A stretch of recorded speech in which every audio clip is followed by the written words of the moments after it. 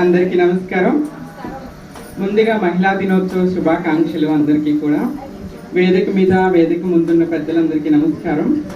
ఈరోజు నన్ను గెస్ట్గా ఇక్కడికి పిలిచి అండ్ నా లైఫ్ జర్నీని ఎంతో మందికి ఇన్స్పిరేషన్గా ఉండేలాగా గోదావరి దినపత్రికలో సీరియల్గా రచించే అట్ ద సేమ్ టైం బుక్గా కూడా త్వరలో మీ అందరి ముందుకు రాబోతుంది.